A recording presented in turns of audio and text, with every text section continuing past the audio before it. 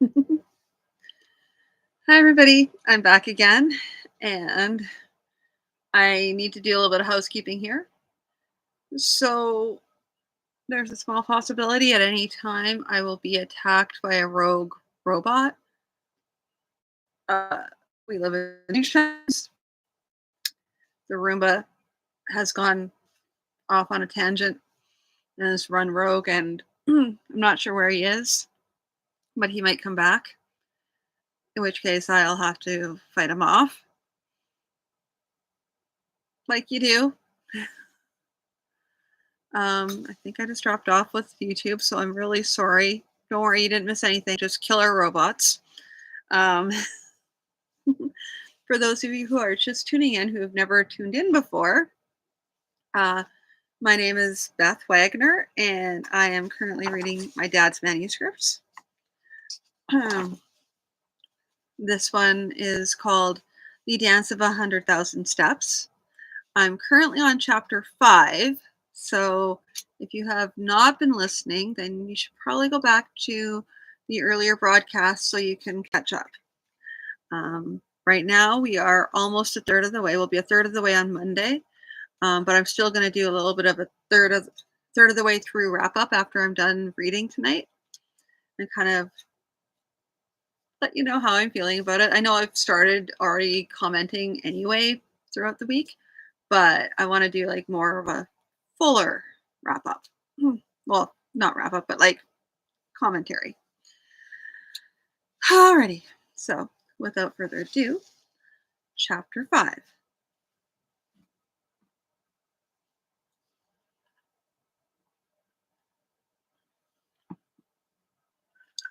I arranged a meeting next evening with Alcron. He smiled pleasantly at me. I understand the chief's reaction was not sufficiently vigorous. Not quite, but close, I replied. I require some assistance. Aha. After a trial of method, you're going after the king? I grinned. Far too many problems in that direction, even if I should succeed. For the moment, all I wish to do is hire 5 trustworthy men. 5 trustworthy men?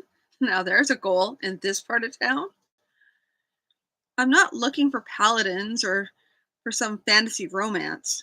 I want strong men who can take one drink without wanting 100, and people who have a reputation for keeping. Most of all, I want people willing to take a big risk if the pay is good. No magicians need apply, he said. He was frowning. Actually, I'd hoped to hire you separately. Eyes a little wider. Sure of yourself, aren't you? Perhaps a bit confident, but I have a notion in mind that can provide at least living for several. And you wouldn't and wouldn't you prefer to get a few large payments rather than 100 payments of an eighth here and a quarter there?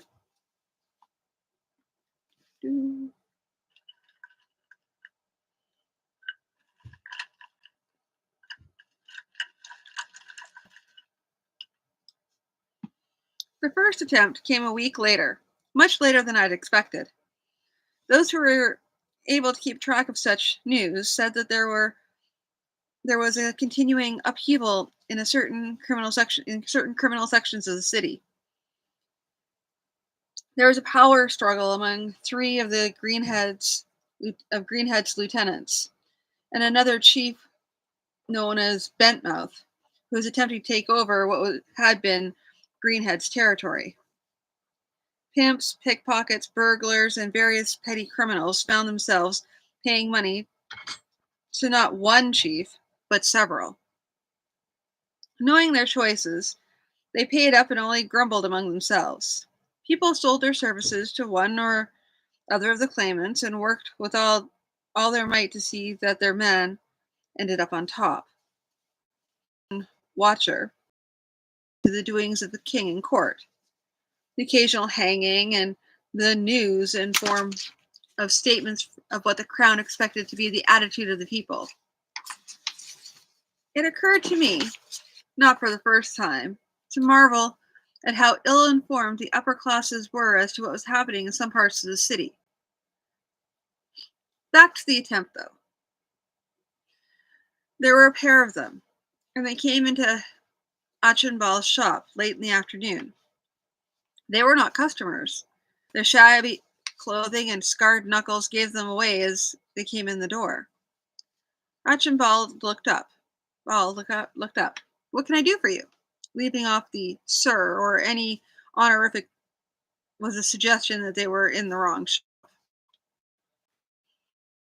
They looked at him, discarded him in their minds, and turned to me. The larger one, wearing a dark hat and saggy blue trousers, spoke. You that Jerry Weston fellow? Yes. Got a message for you. He stepped forward. I've been preparing since the moment they came in.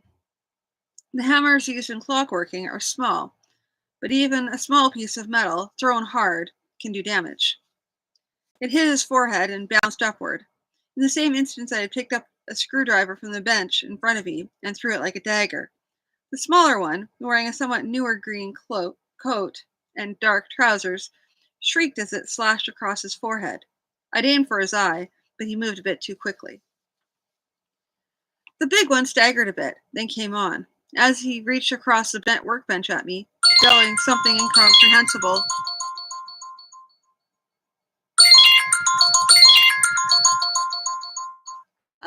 the good for that. As in, never. Why is there a phone call coming in? I don't know. Telemarketing. Sorry, I usually thought that Twitch would turn that off. Now I'm just gonna have to put it on Do Not Disturb in the meantime. Okay. Where was I? Oh yes, middle of a fight.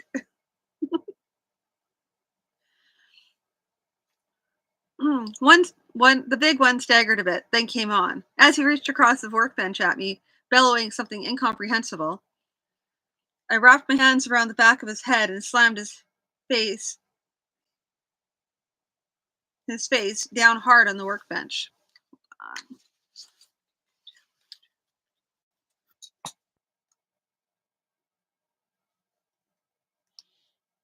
He began to slide to the door in a noisy clang and tinkle of clock parts. I turned to the other who was coming now, but he was coming like a man. He was coming on like a man who didn't let anger drive him. In other words, a dangerous man. I held up my hands in a steady, ready position, not watching just the knife, but the whole dagger driving for my abdomen. I slapped the dagger aside, at the same time kicking his right shin. The shins, where the bones come so close to the surface, are one of the more tender parts of the human anatomy. If you can scrape a boot sole down them, it's excruciating. But a quick snap kick can do the job also. Sorry, can do the job too. It gave me an instant to step in, bringing my left fist up in a backhand to kick him on the chin. I went staring back and I moved in again, catching his hand and stabbing stiffened fingertips to his solar plexus. That would have been enough, but we weren't fighting for points. There was no sense in leaving him alive to come back at me in a week's time. When he went down, I stamped on his neck hard. If I'd made any bets in the matter, I would have won. Achenball was furious. What do you mean, bringing your quarrels in here to wreck my shop? Well, I hadn't had a lot of choices. Some might have argued that by continuing to work for him, I was putting Achenball in danger. On the other hand, if nefarious persons were to come round, word that I quit, which would be hard on Achenball. Sorry, these sort don't make appointments. I'll haul them out into the street, and we can message the constable saying they tried to rob us and I resisted. Unless you want to spend most of the next several days explaining various levels of officials how they came into your shop to assault questions. You have nothing whatsoever to do with it. That didn't the slightest, though he had the general citizens' dislike for coming to the notice of the bureaucracy. All right, he said, but this is your last day here. I only nodded. I regretted losing the job, but went on to waste a lot of time on regrets. Dead bodies are very heavy, but some tricks of the dance allow one to move weights. So I lifted them on my shoulders and dropped them in the street. I paid a boy a minimum for my own money to go fetch a constable. Then I went back inside to clean up the mess. There wasn't much actual damage. The blood, being fresh, washed away in cold water. There were a few gears beyond repair, things that had been on the workbench when I'd slammed the one fellow's head into it, and I suspected several screws were lost completely.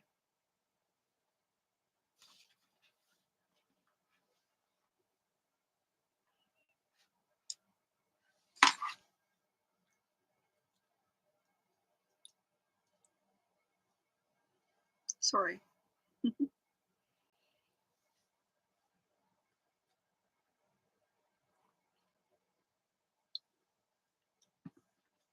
pair of constables came around looking as resplendent as possible in their tatty blue uniforms. After satisfying themselves that both of us told the same story, they sent for a carter to haul the bodies off. We had to pay the carter ourselves, which meant that I paid. That was my last day as a clockmaker's assistant. I met with Afcron that evening. In fact, I went from place to place asking after him until I found him. He frowned when he saw me. I haven't got the people together for you yet. Don't rush me. I have no intention of rushing you, Alfcron.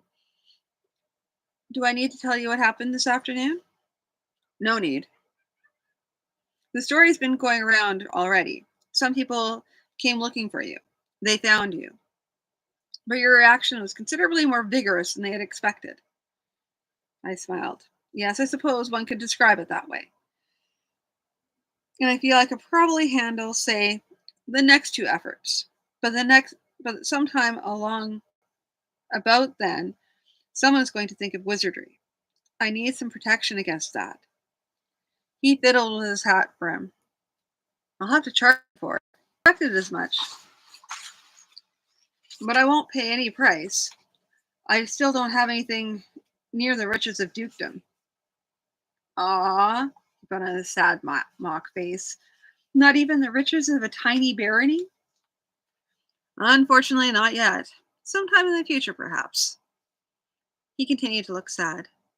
And at that time, of course, you will feel much too proud to deal with a wizard such as I. With such a wizard as I. Ah, well, we poor wandering wizards must do what we can get. And then he put on a more normal expression and said, talk to me tomorrow. I had to have something for you by then. For you then.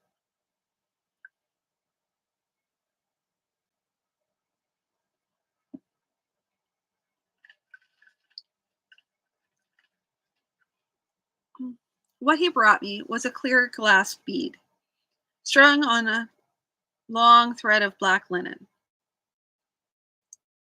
I suggest that a wizard who can get past this is too good to be working for the sort of people who want to do you ill. His prices would be out of their range. However, if you feel it's starting to become hot, come see me immediately. Furthermore, the bead and court are one entity together. Fine. On a price that was merely exorbitant, not atrocious. Then he said, I have some fellows waiting to talk to you. Only four? I'm afraid. Only four, I'm afraid. I assure you, if I were hiring I wouldn't hesitate to hire any of them.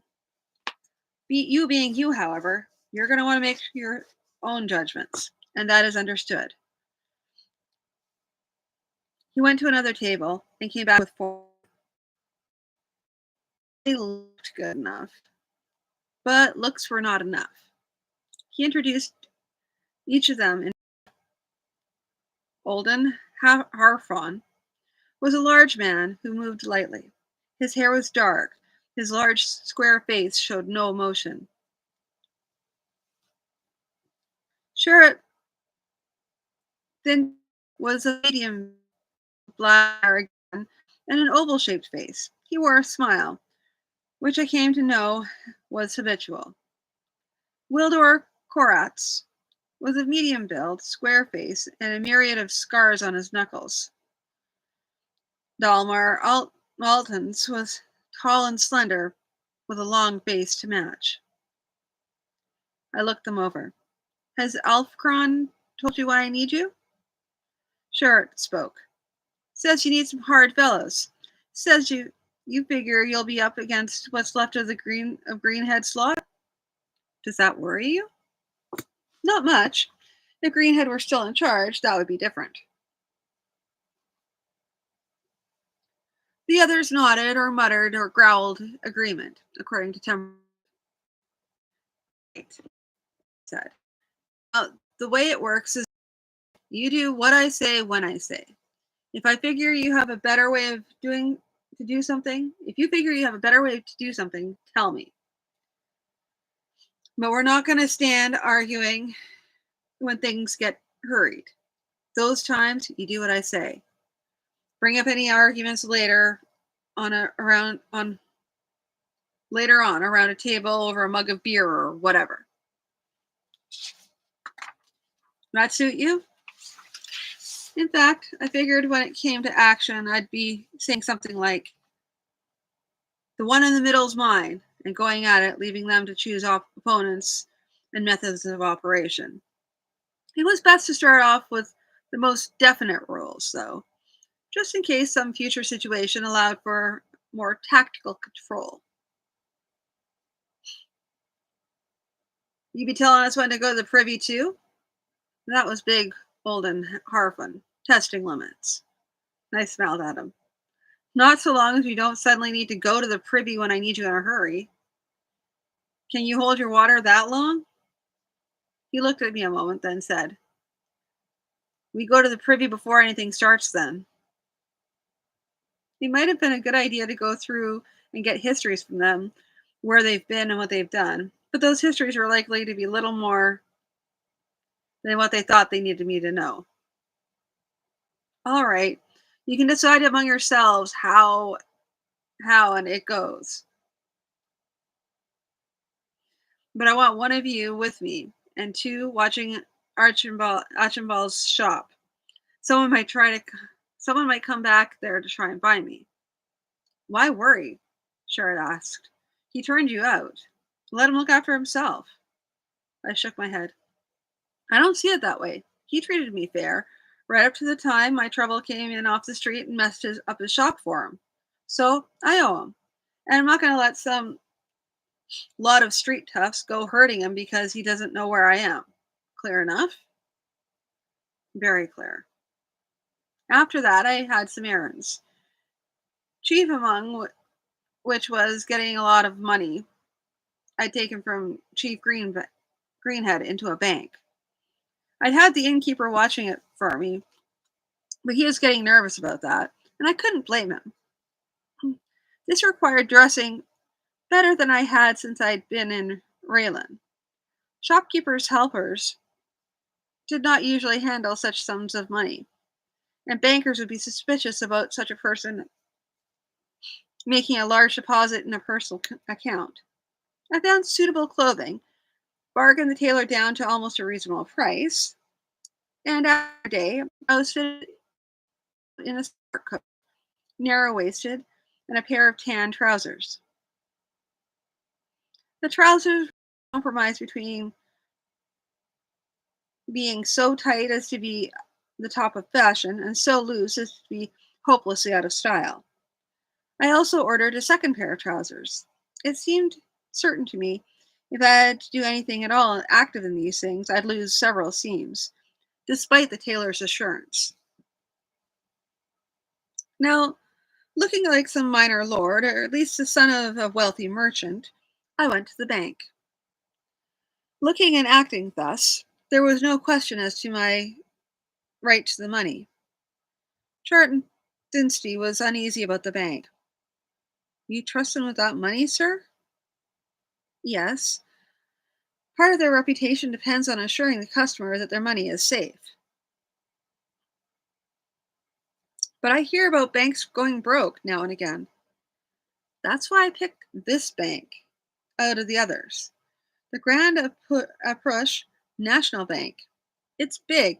It's been in business a long, long time, and they don't often take chancy investments. Well, if you say so, sir.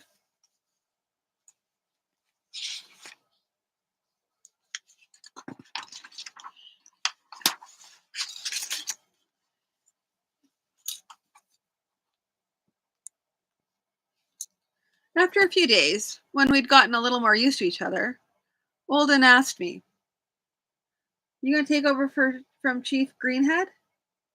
No. I didn't want to tell them too much of my plans, partly on the basis that what they didn't know they couldn't let slip, and partly that I was still working to a general goal, something I couldn't precisely state.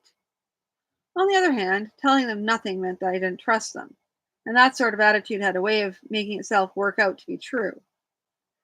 I don't see myself or us in that sort of thing. A person ends up having to watch on all sides to see if constabulary, const- constabulary, blah, blah, blah, are getting too close, or some other chief is about to make a push, or even his best friends are getting envious. I grinned. I hope to move out of this part of town as soon as I find the right place to move to. I might just have to put the push on another chief around here first. Something like the greenhead job, just to make sure that I have enough money for what I want. Mostly, I'm going to be working at staying alive long enough to make the move. And what are you looking for? I smiled. I'll know it when I see it. Some kind of business, one that I can buy for a fair amount and be able to run it and make a profit out of it. Something that maybe needs a bit of cash to keep it going until it becomes profitable. Something like that. If you hear about anything like that, let me know.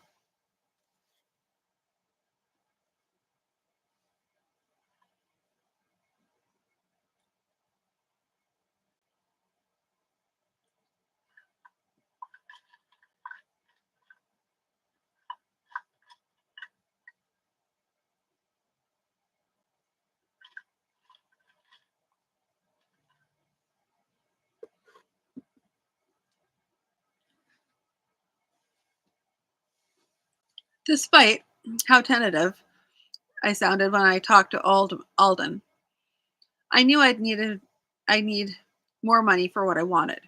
For a rough estimate, in 3 years, the interest on what I put in the bank would be enough.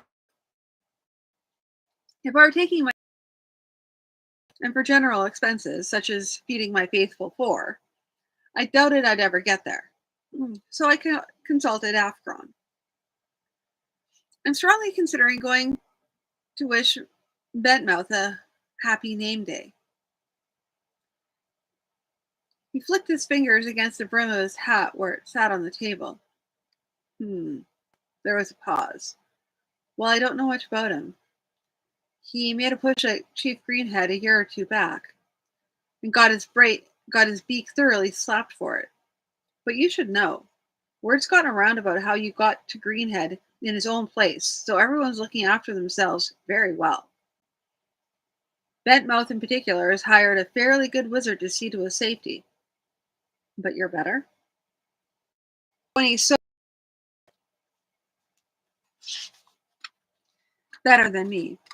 For enchantments that he keeps going himself, he's very good. Trouble is, when he's had too much to drink, He can't keep those things going. So he has to rely on spells he puts in place and leaves.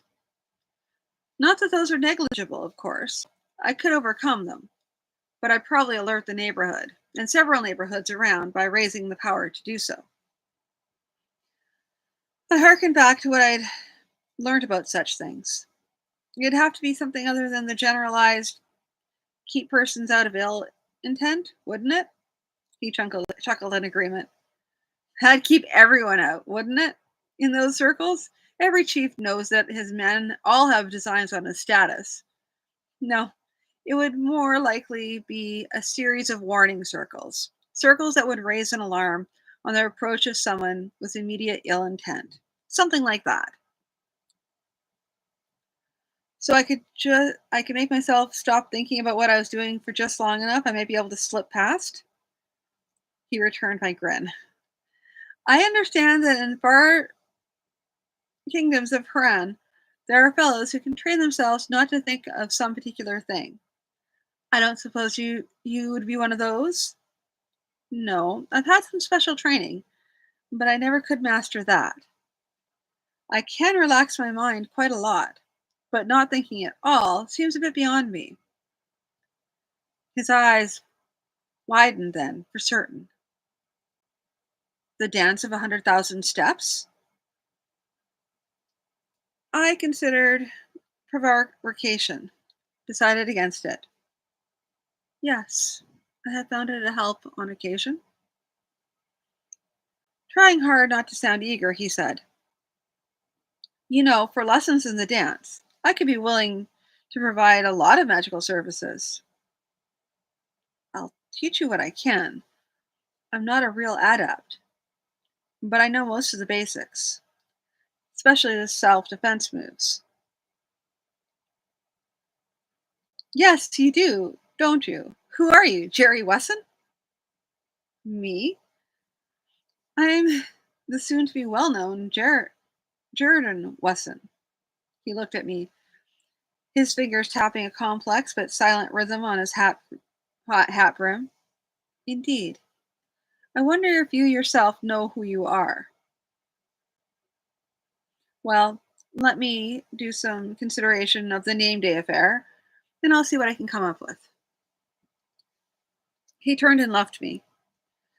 I sat thinking for a bit. It was true. I'd spent so much of my time playing a part here for a while, then playing a different part there for a while. Every time, playing the part had been a matter of life or death. So after that, who was I really? Someone who danced along through whatever society he was in, through it, but never a part of it. Always careful not to stand out, always ready to shift persona when necessary. Who was Jordan Weston?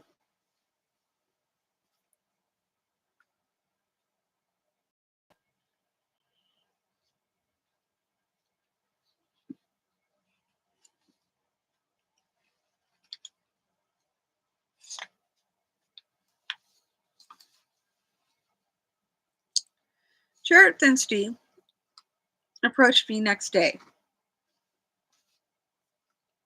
Approached me the next day. Phil came up to me this morning, offered me a whopping sum to turn my back at the right time. Did you take it? I grinned as I spoke. He shook his head, smiling. Thought you might not approve. You didn't find out who he was representing? Sorry, never thought of it. Well, you'd have probably had to be lucky. Those sort of people, the intermediaries, are pretty good at not giving anything away. But if it happens again, see what you can get out of them.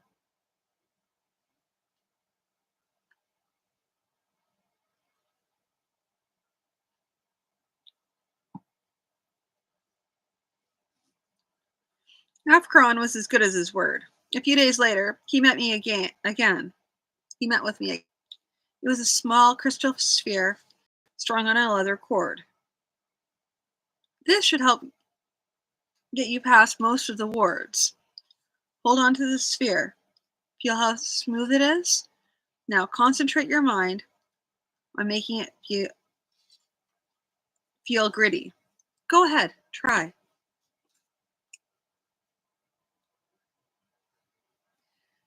I concentrated, and after some work, it began to feel slightly gritty.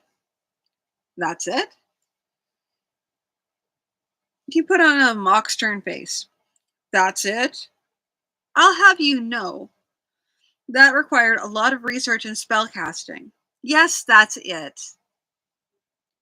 You want to practice for a few days before you make your attempt? Go at it tonight. Your concentration is likely to slip at just the wrong moment.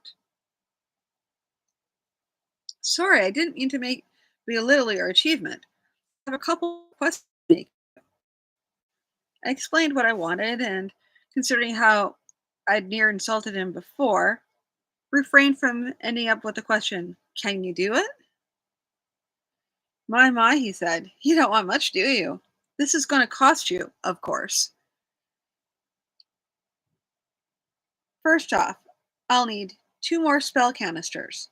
They aren't vital to the work unless you want it done right away. I wonder when people in general are going to realize they can do what they can do with these things. Everybody who casts spells, you mean? He laughed. Not hardly. It still takes knowledge and talent to get the magic out to make it do spells, but I'm sure there are other things that can be done with them other than driving clocks.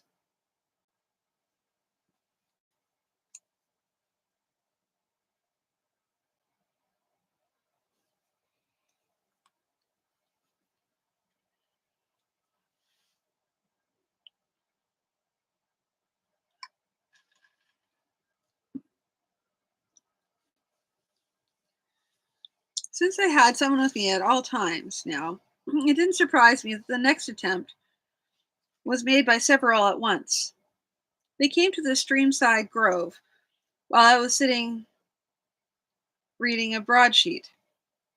This was not an official one, the Storden Watcher, rather a semi official one, City News, which, in exchange for carrying some official notices, was allowed to operate freely, save for the usual constraints against sedition.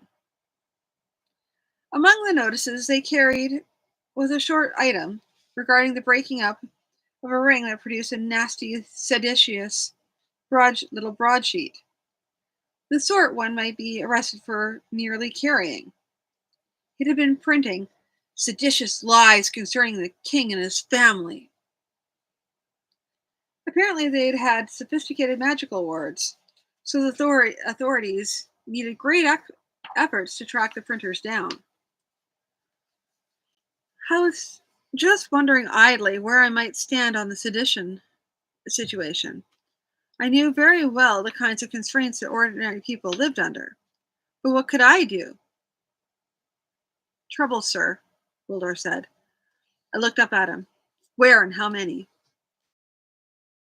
Come, they didn't, but likely enough they didn't come with just bare fists. Right, follow my lead. This sort were still used to talking before they went into action.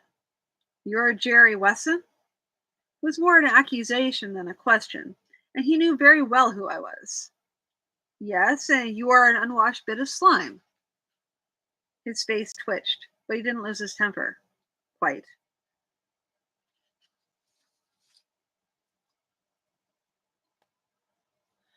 We come with.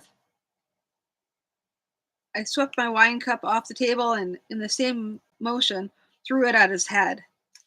Without waiting to see where it hit, I came out of my chair. I stabbed stiffened fingers into his solar plexus, kicked out wise at another's knee, set the foot down in that direction, and put the momentum of that motion behind the swinging of my elbow up to his head. The club was coming down at my own head, looping sideways, and pounded the bottom of my fist into his lower back. By now, Wildor was up and at work, and what seemed to be like an eye blink. Five of them were sprawled on the floor. And in what seemed to be an eye blink, the five of them were sprawled on the floor. Grinning Khan came over, frowning deeper than ever. Mr. Wesson, you're a good patron and all, but brawling in my premises is not something I can overlook. It wasn't something I chose, Con. They came for me. Suppose I give you 2 mazers for the trouble, and another for the breakages? That was beyond fair, and he knew it, but he continued to look grim. I don't want my place to get the reputation of an inn that allows fighting, and even killing, Mr. Wesson. I suppose I add another mazer, Con, and 2 minimums to haul the bodies away? Well, I don't know, Mr. Wesson. I gave him one of my stern looks. Come along, Con. You jack the price up high enough. Any more, neither I nor my men will be happy. It was a threat worthy of any chief, and I wasn't especially proud of it. But it wouldn't do to get a reputation as a man who could be taken advantage of either. After the money was paid and Con was satisfied,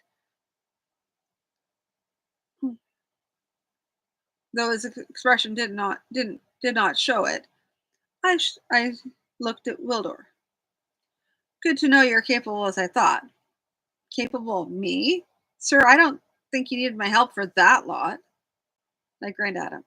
Perhaps, perhaps not. But you did make the outcome more certain. And I think I'm going to have to start making some moves of my own.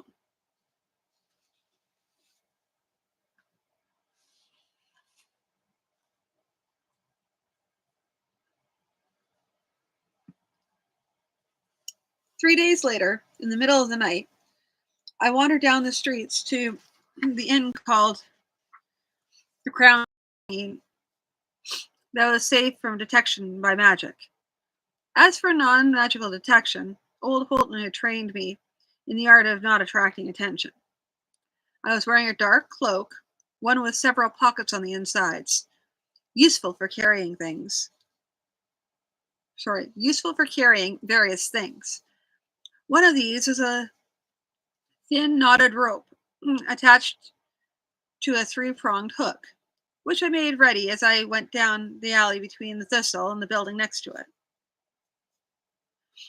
I checked the sphere, found it still gritty, swung the hook on the length of the rope, and let it fly up to the windowsill on the second floor. Old Holton had trained me on that too. Some nights, you might get all the tries you need. Best to don't only need one. I checked the sphere again, then went up the rope, using the knots as hand and footholds. I was luckier than I deserved. The room was empty. This being the inn and all, there had been no way to ensure that, short of making arrangements so complex that something was almost certain to go wrong, best I could come up with was being prepared to quiet anyone in the room and do it quickly. I pulled up the rope and stowed it. Then I went to the doorway into the hall in search of Bentmouth. As with Greenhead, I knew exactly where his room was in relation to the room I'd come out of. I walked as if I had every right to be there. I knew exactly where I was going, which, as old Holton would say, was all the disguise you need. Oftentimes. Was all the disguise you need, oftentimes. I took out a small ceramic tube, just small enough to fit into the keyhole, and a small bead, just enough to fit into the tube. I took the bead, spoke the arming word, slipped the bead into the tube, put the tube into the keyhole. After a moment, to satisfy myself there was no key left in the lock, I blew the tube, then stood, replacing the tube in my cloak. It was a much more subtle method than banging on the door and shouting, "Fire!" The bead was much like the thing I'd used on the musketeers back in Raylan. This one, though, produced panic. Something you could ignore if you were aware of it. The smoke couldn't be ignored. It would fill the room in moments and drive at least someone inside to go for the door. For certain, among the shouts and curses from inside, I heard what sounded like 2 bodies slamming into the door doorknob started. I flung out a foot, and the first man out the door tripped over that, and as he was falling, I pounded a fist across his lower back.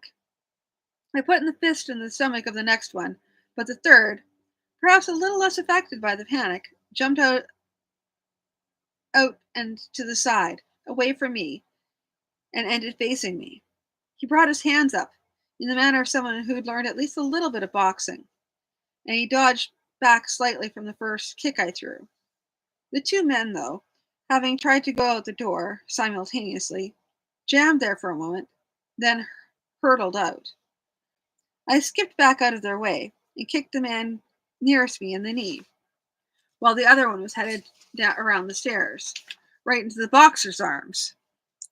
As the man nearest me stumbled, I drove a punch under his ribs and let him fall as I caught a glimmer of steel in the hand of the sixth man out. Before he could have a chance to use his dagger, I drove my stiffened fingers into his solar plexus, plucking the knife out of his hand as he began to fall. The boxer, by now, had gotten himself free from the tangle, and the other man continued his clattering downstairs. A pistol fired inside the room. I'm not sure what at. The smoke billowing out of the room was making visibility difficult out here, and someone inside the room wouldn't have been able to see far enough to know whether they were shooting at friends, enemies, or ducks in the sky. The two pistols fired inside the room. Someone yelled, and a body hit the floor. Had someone inside shot the first pistol here? Or were they just shooting in panic? The boxer, no longer waiting for me, was advancing on me warily, shuffling forward, watching the dagger in my hand. I flicked it up, underhand, to throw it at his face, and in the instant, while he had his hand up to ward it off, I kicked his knee. I warded off a fist, then swung my elbow up into his face. He went back and down. Two more were coming out the door, one right after the other. The first one waving a pistol, but before he could do anything, I caught that arm and pulled him forward, sending him over the rail and down the staircase. The last one I didn't have to worry about. He was coming out so fast, he misjudged his turn and went out over the rail on his own. The boxer was struggling up to his hands and knees, so I stepped forward and kicked him once again in the head. I drew a pistol from an inner pocket of my cloak. The smoke was beginning to disperse already. It had been intended to last for only a short while, just long enough for what I needed. It hadn't been possible to guess or even find out reliably by magic how many men would be in the room. So I still had to be careful. The only person left inside was a man on the floor, holding a pistol and leaking blood. I found the cash box open. Whether Bentmouth had been taking in or making a payment when I broke in, I never knew. I didn't spend a lot of time wondering. Just took as much cash as I could carry, on over the railing onto the staircase, had a cigar that pulled his mouth crooked. This would be Bentmouth, and he was still living. I stamped on his neck, hard. The innkeeper was coming up the stairs. People running down and shouting. The sounds of horrible goings on upstairs might have sent the common room lookouts scrambling out the door. The innkeeper, however, allowed concern over the condition of his premises to overcome whatever fear he had. He glowered at me. He was built like a wrestler, heavy arms and legs. I pointed the pistol at him. Bentmouth's dead. There's no fire, just a little magical smoke. I've no quarrel with you.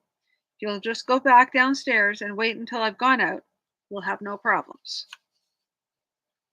He continued to glower, but kept an eye on the pistol. He backed downstairs. I followed and went out into the night.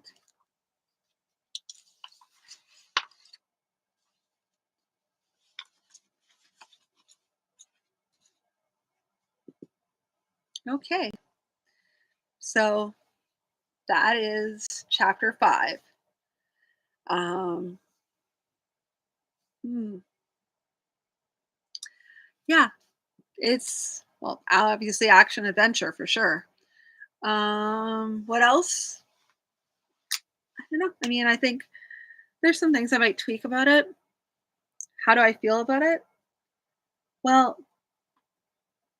I'm interested in finding out if there's going to be, like, it sounds like there is a goal. I hope it's not a lame goal, and I won't know until I finish reading the story or until I get further into the story. Hmm. Which is fine because next Friday I will do another I'll do another follow up, and we'll have another talk like this where I'll do a wrap up of like two-thirds of the way through, which is further than half. I wanted to do halfway through. Okay, well there'll be a halfway point, and I'll do the halfway point. I already said I was going to do that anyway. Hmm. So neither here nor there. Once I get to halfway, I'll talk about that. Um, yeah. So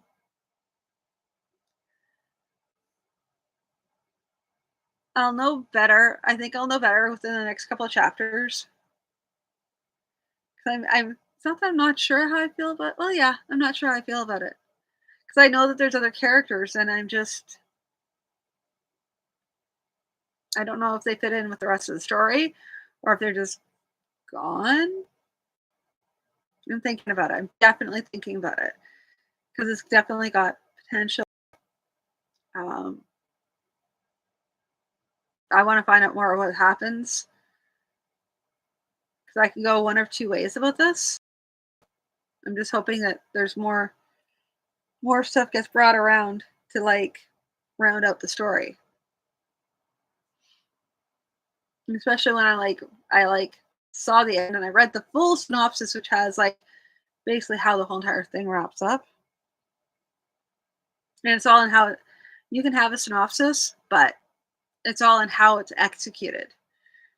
Because the joy of writing stories is that you could hand a synopsis to like 30 people and you'll get 30 stories written that are completely different based on that synopsis.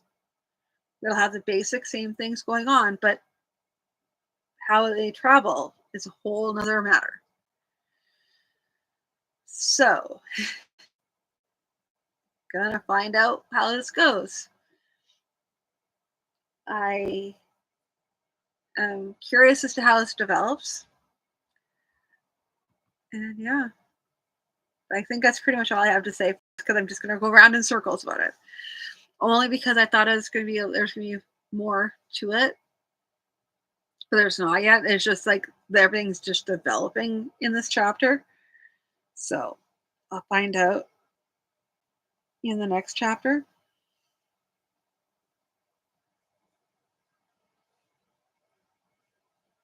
Yeah. Well, I don't even know if in the next chapter. I'll find out. We'll find out later on, probably sometime next week. Anyway, that's all for now, and I will talk to you all again on Monday. So thanks, everybody, and have a good night.